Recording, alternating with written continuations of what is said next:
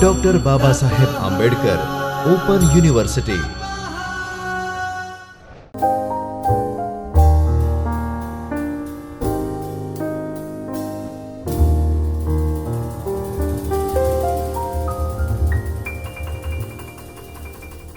नमस्कार मित्रों, I am doctor Kishan Joshi, assistant professor, Dr. Babasaheb Ambedkar Open University, and today I am going to deliver a video lecture on the topic, that is the structure of English sentence and types of English sentences.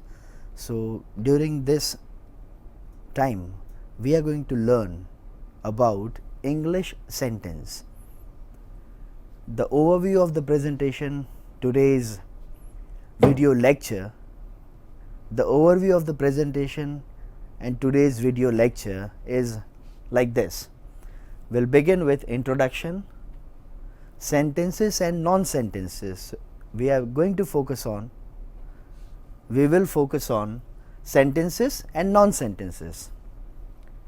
What a sentence is all about, sentence and its parts, sentence and verb agreement, word order, a very important point, types of English sentences that you must have already studied, but we will have an overview of different types of English sentences, and the final and very important and very interesting kind of a topic, that is simple, compound, complex and compound complex sentence.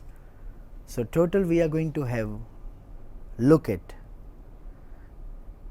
we are going to have 4 different types of sentences at the end of the presentation. A very interesting question that always baffles we as a reader of English language, as a learner of English language, and when it comes to grammar it becomes a bit more complex and it becomes more interesting to learn about English sentences. Sentence in English language is nothing but the largest grammatical unit.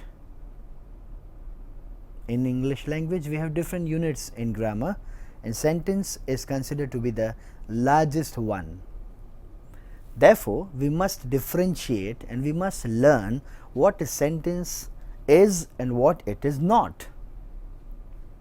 Again, we are also going to understand details of the organization of sentence from formal as well as functional point of view. So we will look at both the views of framing English sentences. The first can be formal, the another will be functional. So let us start with what is sentence and what it is not. So sentences and non-sentences. Here are some of the examples given on the screen, and I want you to read those examples, and then we will have a discussion over this, that which sentence is a full sentence and which one is not a full sentence and why they are not full sentence. The blue pen. When he came college, Ravi reads a book at the bus stop, the principal meeting at 11 o'clock in the morning, she going tomorrow, what a beautiful flower it is, will he come for the party, mango eats Arnav, children was playing in the ground. So these are the sentences on the screen.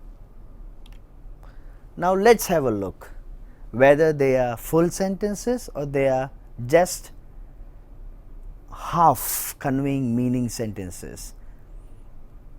When I say the blue pen is not a full sentence, because here the sentence doesn't have a verb.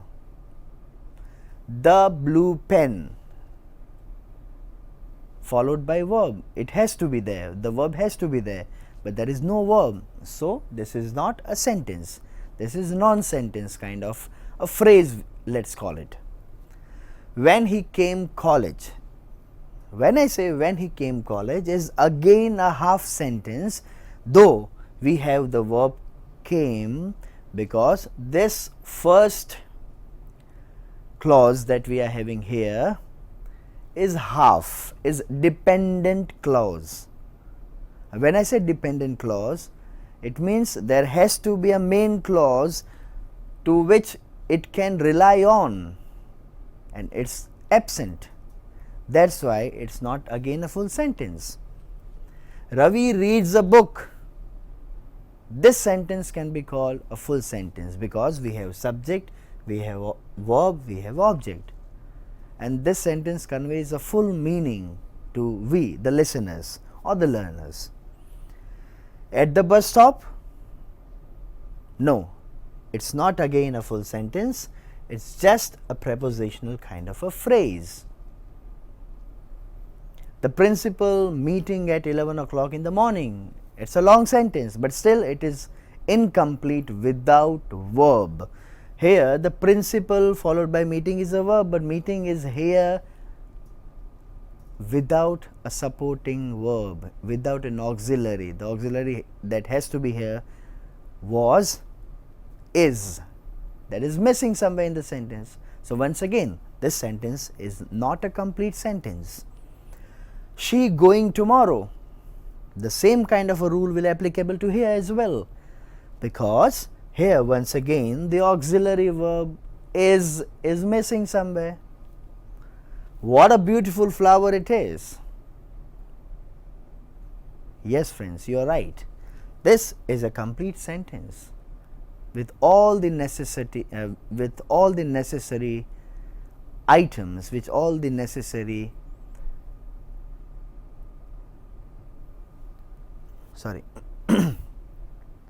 yes friends, this sentence is a full length sentence because it has all the necessary elements in it.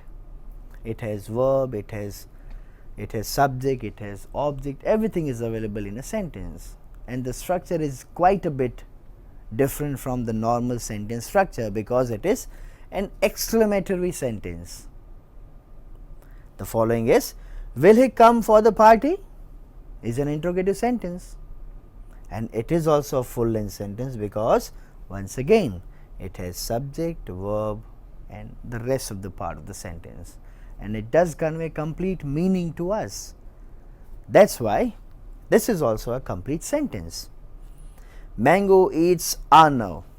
That's functionally quite impossible, and that's why this sentence is not full length sentence, because functionally, logically, semantically, mango cannot eat Arnav. Arnav must eat mango. So that's why once again this sentence is not a correct sentence. Sentence is complete, but it is incorrect. It is a non-sentence without conveying any kind of a sense. Children was playing in the garden. Children was playing on the ground. Now here the sentence is complete. Each and every element is there, but they are not compatible to each other. They are not agreeing with each other, because children, the following verb is was. Children is plural, so it has to be plural verb here. It is was. The correct verb which suits to this position is were, W-E-R-E, were. It is not there. That's why this sentence is again incomplete and wrong sentence, a non-sentence, where subject and verb, they do not agree with each other, and that we are going to look at the later part of this presentation. Now let's talk about what sentence is all about. We did talk about, while looking at the sentences, correct, incorrect sentences, we did have an overview kind of an understanding about sentences, but here we are going to formally look at the rules to make the complete sentence that makes sense. Okay? A sentence must have a subject and predicate. That is a basic necessity of a complete sentence. It starts with a capital letter that we must understand, and every sentence ends with a punctuation mark, full stop, that is also called period. It must convey a complete thought. A sentence must convey a complete thought. A sentence must be complete within. It must not require a kind of outsource meaning to make it more comprehensible. It must not. It should be complete within, complete by itself. It ends with a full stop that I rightly said. Along with that, not only full stop, we can also have question marks, interrogative marks. If the sentence is interrogative, question sentence. If the sentence is exclamatory, then it must end with exclamatory mark. That we must understand. If there are expressions like when, if, while, were, etc., it needs a main clause to complete its meaning.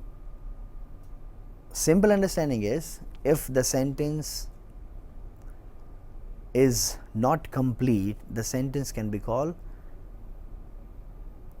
dependent clause, and that dependent clause must require a main clause, which that dependent clause can rely on to convey its complete thought.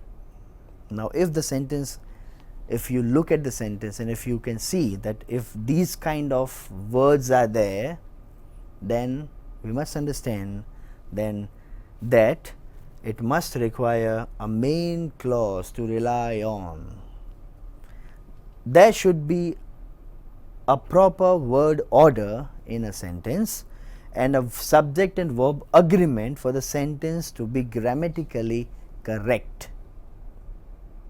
That's the condition to have a complete and correct, accurate and appropriate kind of a sentence. Sentences and its parts. Sentence and its parts. Subject and predicate. I rightly say, sentence and its parts. I just discussed that in a sentence, the basic condition of a sentence is it must have subject and predicate.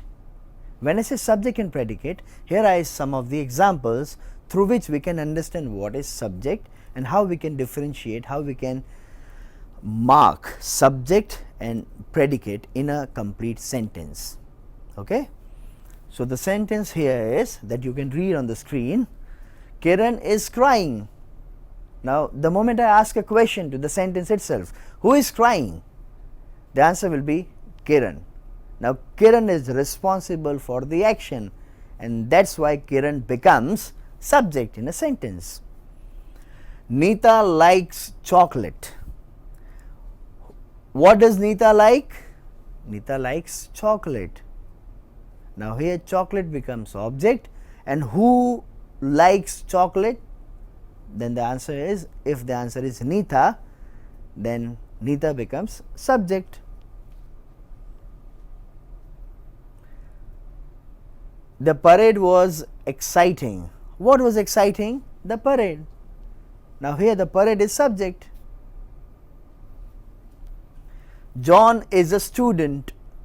A few examples more to understand what subject can be in forms of.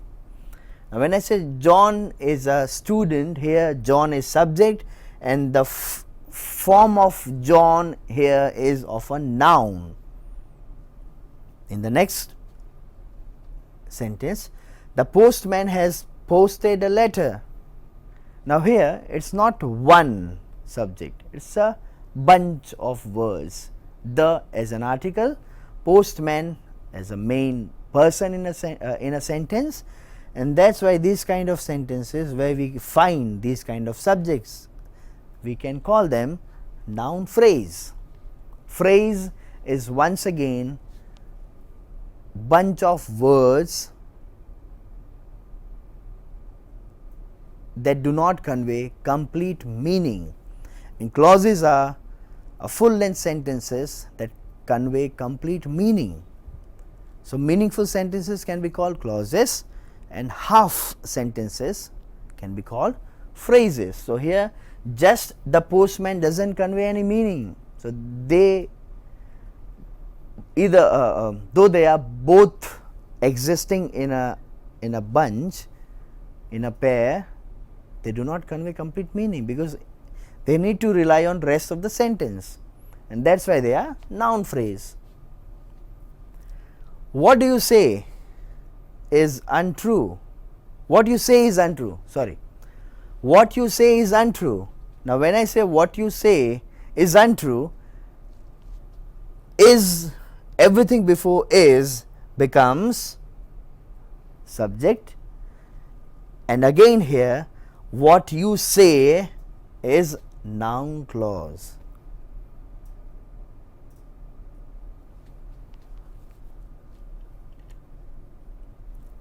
Now, for understanding predicate, in the previous slide we had some examples. So, the basic kind of idea to identify subject in a sentence is everything before verb, including verb and rest of the sentence, becomes part of predicate. It is very simple. So, in this sentence, my father, it is noun phrase.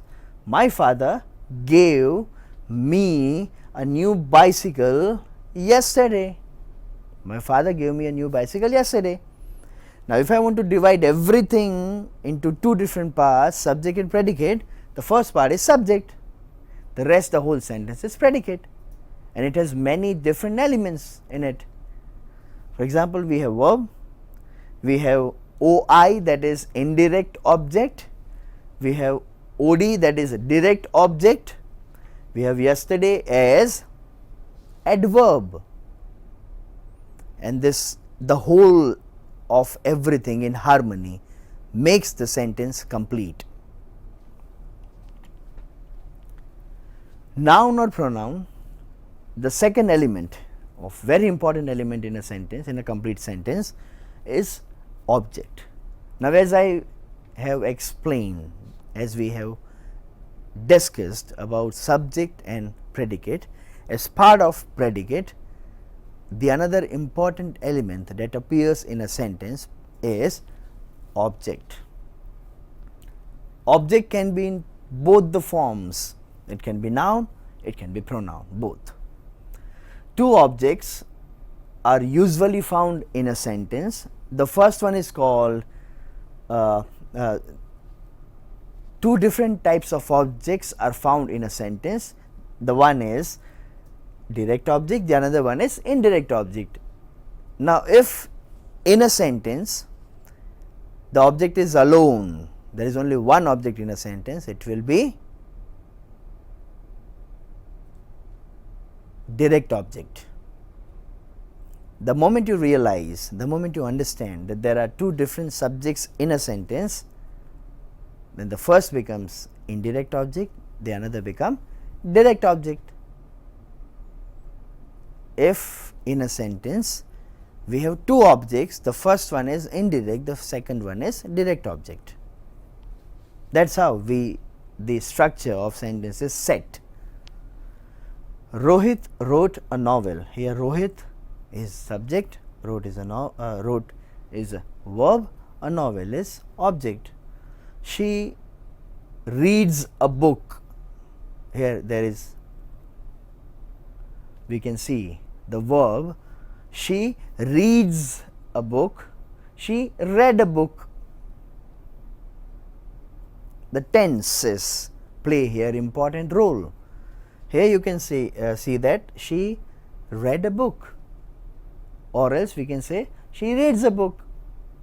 In both the conditions, in both the tenses, it is rightly here verb, she is pronoun, though subject, a book direct object.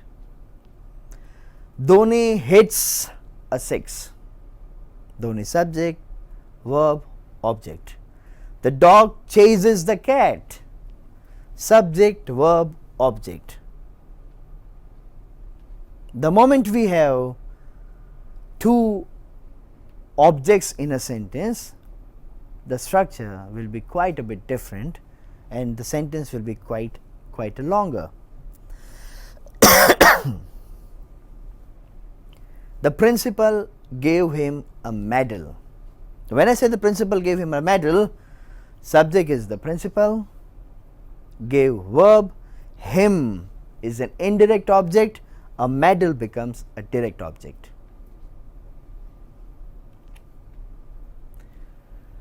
Other verbs which take two objects, there is a list of verbs. They usually take two objects with them: sell, show, send, offer, tell, find, leave, bring, etc. So these are the verbs. They usually have two objects when they are used in a sentence. However, we also put the indirect object after the direct object by using to or for preposition. For preposition. For example, the doctor gave medicine to her. Shyam brought a toy for his son. So in these both sentences, we put indirect object after direct object. The sequence, usual sequence is, we have ID as a structure, ID, indirect object, direct object, and here we have direct object and then indirect object. We also put indirect object after direct object, which means direct object comes first, indirect object comes second, and the usual condition wherein indirect object comes first and direct object comes second. So what we need to remember is the pattern is ID, indirect object followed by direct object. But if in a sentence we are using to or for, then there is a slight change in the sequence of both the objects. Here direct object comes first, indirect object comes later or the second position. Okay friends, so when we are talking about once again subject and verb complement, the simple understanding about subject and verb complement is, when subject is singular, the verb must be singular. If the subject is plural, the verb must be plural. In that way they must complement each other. If the subject is singular, verb becomes plural, it doesn't happen in usual way. It's a wrong usage of subject and verb. It's a wrong structure itself. So they must complement.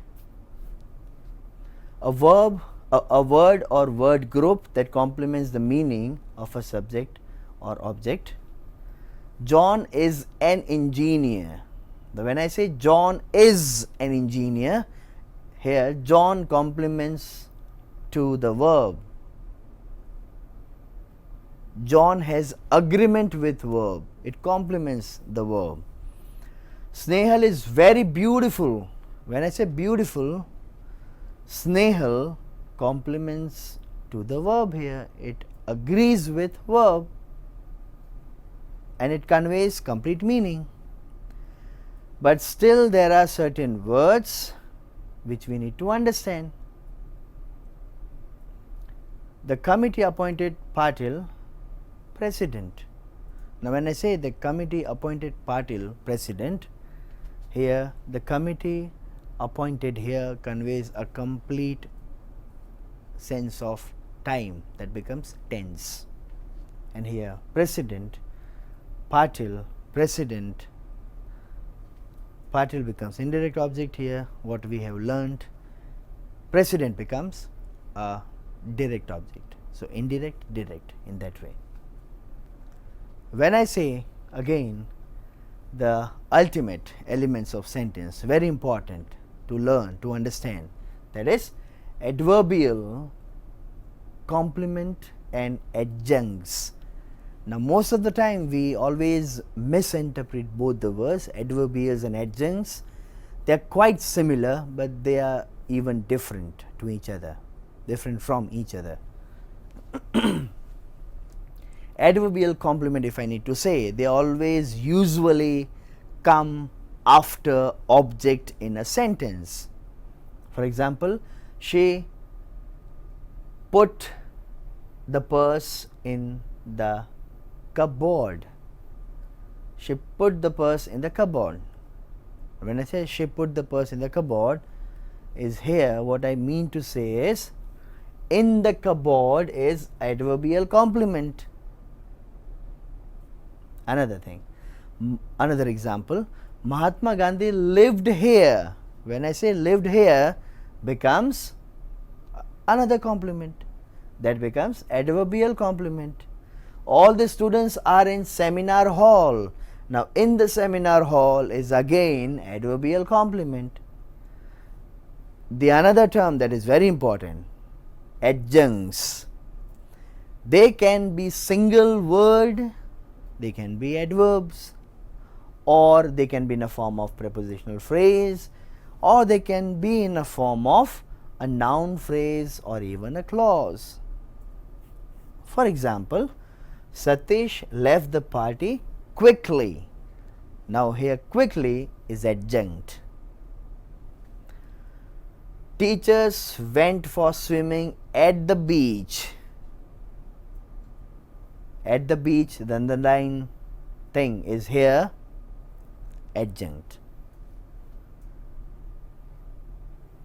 Quickly is an adverb. At the beach is prepositional phrase.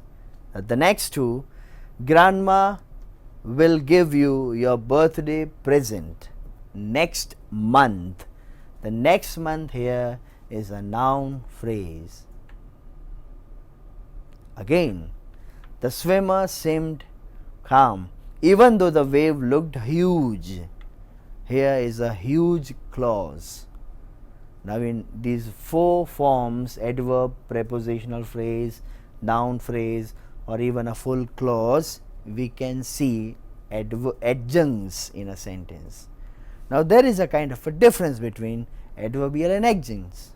The difference is the adverbial complement occurs after the verb and the object, but the adjuncts can occur at the beginning, at the middle, at the end. No matter where, they do not harm the meaning of the sentence. It is possible to have two or more adjuncts in a single sentence. It is quite possible. Again, a very separate and independent topic, that is subject and verb agreement.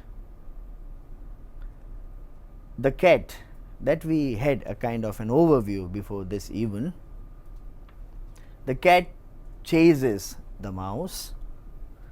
The cats chase the mouse, as I have rightly said before in the previous slides, that when I say subject verb agreement, they need to agree with each other in numbers. Cat chases, singular, singular, third person verb form with es. The cats chase the mouse. Cats plural, third person, chase without es. So, in that way they both must agree in numbers to each other. This is the whole chart. You can have a look at this, wherein be verbs are given, have verbs are given, tenses are here highlighted, and they are called to be forms, to have forms, which are very important and essential to learn, to speak, to frame, how to frame complete and sensible sentence. So, it goes like I am, we are, then you are, he, it is, and they are. So, this is the whole chart and you can have a look.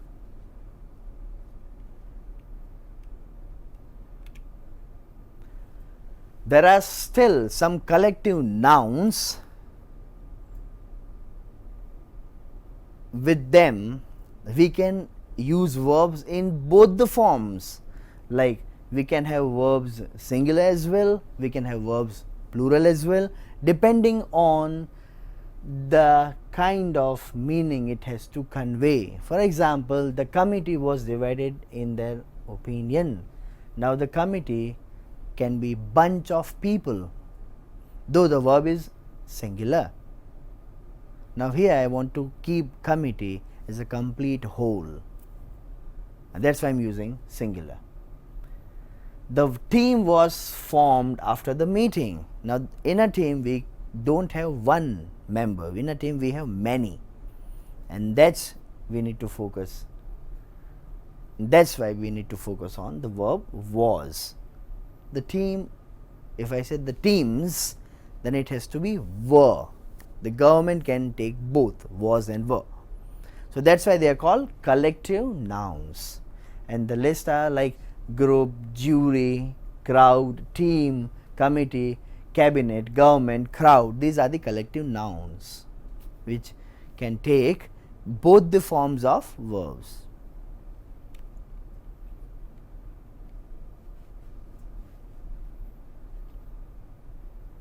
The United States of America has decided to attack on Iran. This is a simple sentence, but if I need to explain this sentence, I would say that there are certain countries and the noun phrases indicating money that have a plural form.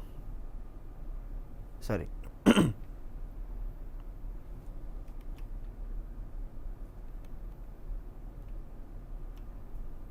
So when I look at this sentence as an independent sentence, as a main sentence, as a complete sentence, I need to understand even why this is so. For that, what we need to think is the names of some countries and some noun phrases indicating money have a plural form again, but they represent one nation and one single amount. These all kind of subjects are singular, and that's why the verb will also be singular. The example is the United States of America has decided to attack on Iran. The United States of America is a complete name of one country, though it's a long name, and it will definitely take singular verb. There are certain other subjects like politics, economics, and etc. They appear like plural, but they're singular. For example, politics is my favorite subject. They appear plural, but they are singular within. Politics is my favorite subject. The another rule for subject and verb agreement is the subject noun connected with another one with the help of as well as is also a singular subject, and that's why it must take singular verb. For example, Manisha as well as Saritha helps him. Now here we have two different people, Manisha and Saritha, but they are connected with as well as, and that's why they are singular. If the subjects are both singular and are connected by words like or, nor, either or, neither nor, not only but also, the verb is singular. Okay, the example here we can look at is Krina or Sonali is to blame for the accident. We can blame either of the girls. Kiran or Sonali, they both are different girls, but still the connecting verb here, the connecting word here is or, and that's why the verb is. Lions and elephants are both available in the circus. Now here elephants and lions, both different animals, and that's why they are using the verb plural.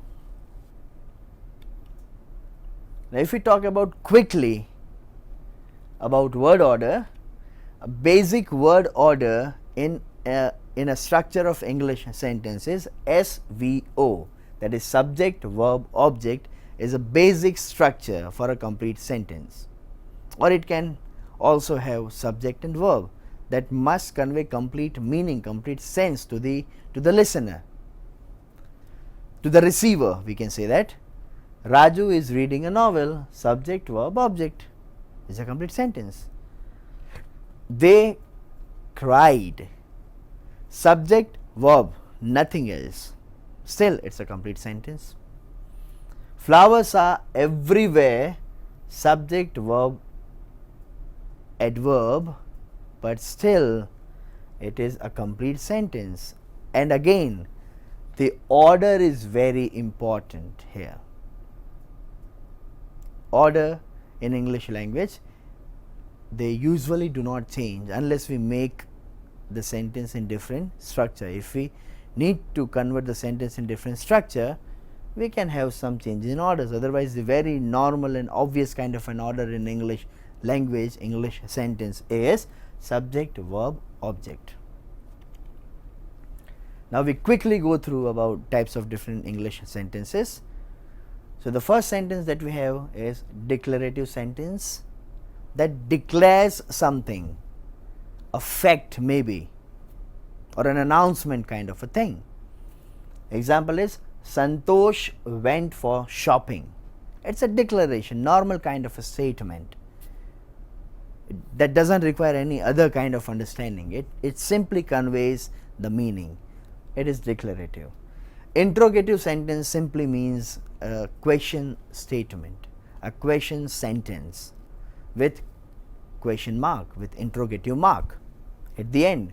Have you received your gift? And the tone has to be the same. Have you received your gift? Will you be leaving city tomorrow? We must sound interrogative, we must write interrogative. Imperative sentence is nothing but conveying request or command to the listener. Open the window, may be request, can be command. Get out, can be obviously command. Clean your room, can be a request, can be a command, both depending on the mood of the speaker. Exclamatory sentence, the last one, that presents some feel of the speaker, that the speaker is feeling something excitement, a kind of excitement, some exciting thing that person is feeling by some experiences, we can say that. And on a basis of that, if the person says what a beautiful flower it is, it becomes an exclamatory sentence that ends with exclamatory mark. And the sentence is, how exciting the story is. Once again, exclamatory, because it presents exclamation of an individual.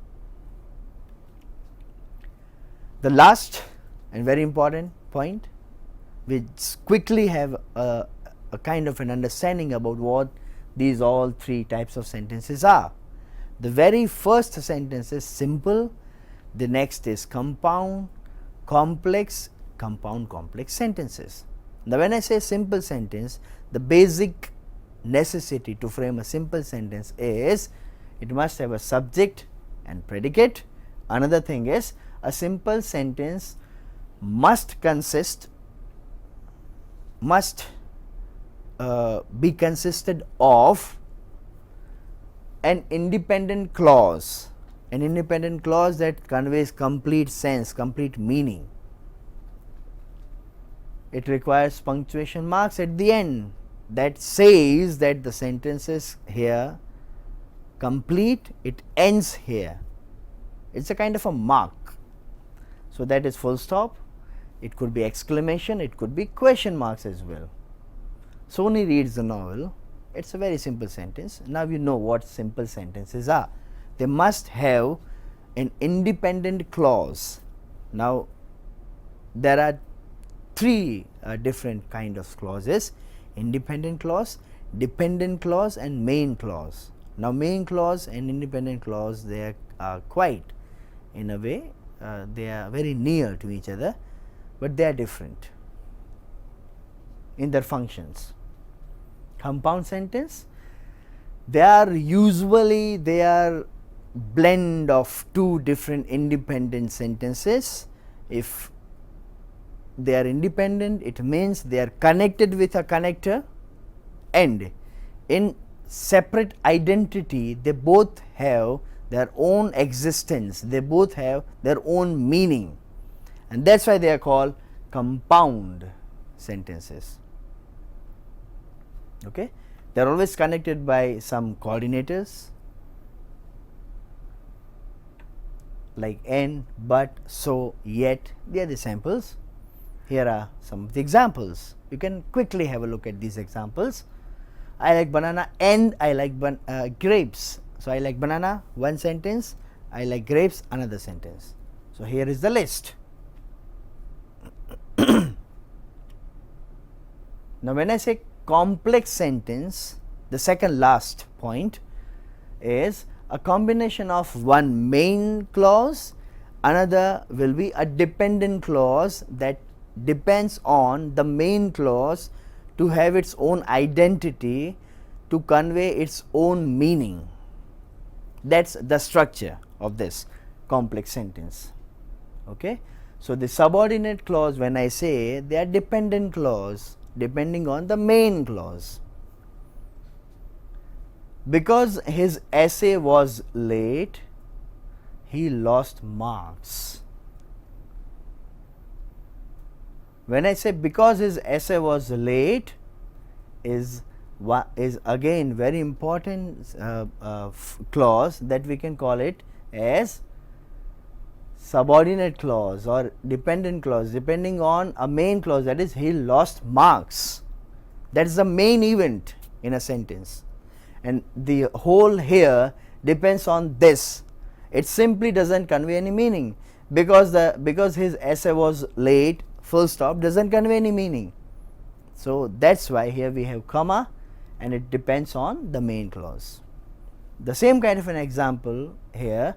Although Sony reads novel, Sanika reads comics. Sanika reads comics is a full sentence, though it is a short one. It is a main clause in a sentence, and the first one is subordinate or dependent clause. And the last but not the least, compound complex sentence has two dependent sentences, two dependent clauses joined to one or more dependent clause. So, it would be independent clause and dependent clause joined together. For example, we can read here in the prescribed example here on the screen. While Sony reads novel, Jack reads comics, but Samir reads only newspapers. Now, when I say while Sony reads novels, Jack reads comics. Now, when I say Jack reads comics becomes independent clause, and the first and the last both are dependent clause, because they need to be somewhere with the main clause. And here the bunch that makes this kind of a sentence is dependent, independent and dependent. So, two dependent clauses and one independent, and that is why this is somewhere that you can observe in this example. So, as part of discussion, further discussion, what you can do is, from the text that is with you, you can simply go through some of the samples and some of the exercises which are prescribed, and can explore more from different sources. But the main thing that you can discuss is the last point: simple, compound, complex and compound complex sentences, types of sentences. They are very important, and for your further learning process you can must acquire, learn the rules for subject verb complement, subject verb agreement. Here are the references for today's presentation. Thank you. स्वाध्यायः परमः